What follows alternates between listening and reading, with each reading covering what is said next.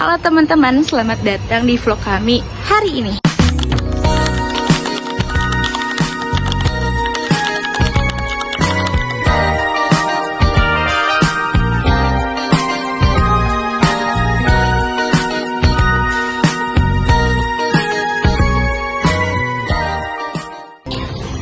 Yap, jadi kali ini kita mau bahas sesuatu yang udah sering banget loh dibahas di berita, di media sosial, bahkan di pelajaran. Tapi anehnya masih banyak banget yang belum ngerti apa maksud sebenarnya.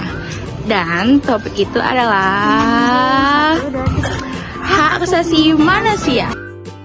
Iya. Tenang, kita nggak bakal bahas yang kayak di seminar kok. Kita bakal bahas yang relate dan nyatu sama kehidupan kita saat ini.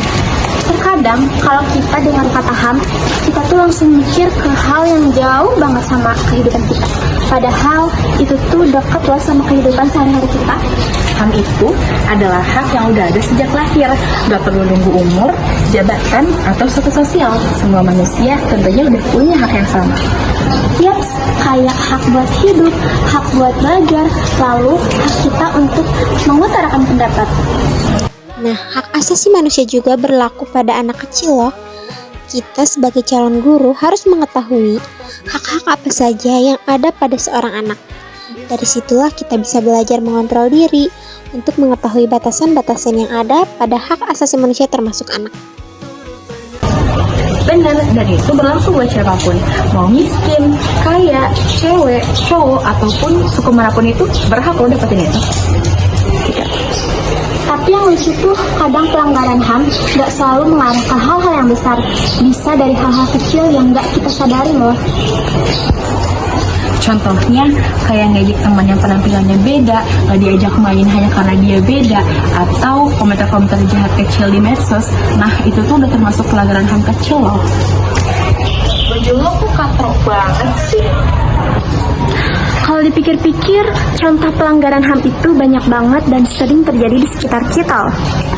Misalnya ada teman kelas yang dijauhin hanya karena beda gaya atau pendiam. Padahal semua orang punya hak yang sama untuk diterima di lingkungan yang sama. Atau di media sosial kita kadang suka lupa jaga jari. Kita sering ngetik hal-hal yang bisa menyakiti hati orang lain. Itu juga contoh dari pelanggaran HAM. Padahal setiap orang itu punya hak yang sama untuk merasa aman, tenang, dan gak diserang secara mental. Media sosial itu termasuk salah satu ruang untuk HAM loh. Bener banget. Dan yang lebih pentingnya, kita itu sering menganggap masalah ini tuh sepele, padahal itu bisa misahin luka di hati orang lain.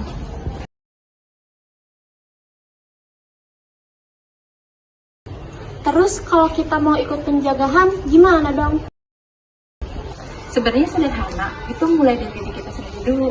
Kita harus mulai sadar bagaimana kita menyikapi orang, memperlakukan orang, atau berbicara sama orang lain. Nah, kalau ada orang yang diperlakuin gak adil, jangan pura-pura gak tahu. Gak usah langsung jadi pahlawan dulu. Kita laporin aja ke orang tua atau orang yang bisa bantu.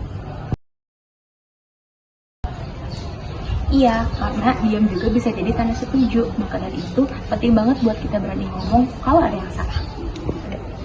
Nah, gak perlu nunggu hal besar untuk lakuin hal baik. Kita bisa dimulai dari hal kecil aja dulu. Kayak nyapa, bantu temen, dan gak ngejudge orang itu salah satu bentuk menghargai HAM. Kadang, perubahan besar itu dimulai dari hal kecil yang tulus. Intinya, menghargai hak asasi manusia itu bukan kewajiban pemerintah atau lembaga besar aja. Tapi juga tanggung jawab kita semua sebagai anak muda yang bisa nyebarin hal positif lewat sikap dan perilaku yang baik.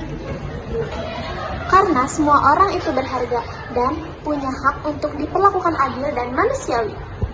Mulai sekarang, yuk kita lebih peka sama sekitar dan hargai orang lain sekecil apapun perbedaannya. Terima kasih udah nonton vlog kami. Jangan lupa like And share. dan jangan lupa untuk jadi manusia yang selalu menghargai sesama ya teman-teman. Bye-bye.